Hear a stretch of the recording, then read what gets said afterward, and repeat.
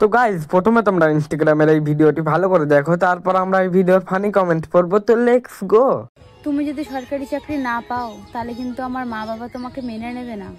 100 দিনের মাটি তোলার কাজ করি, ওটাও তো সরকারি, চলবে? চল হাট এখান থেকে, ছোট লোক। কি করে ऐसा ही होता है।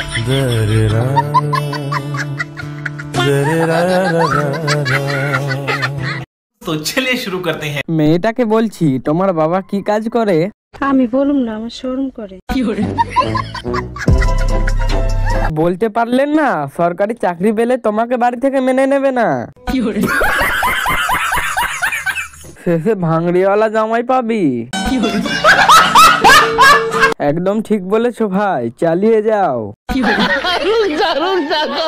ছেলেটা ঠিকই বলেছে, ওটাও তো সরকারি কাজ। তোমার মা সরকারি জামাই চায়।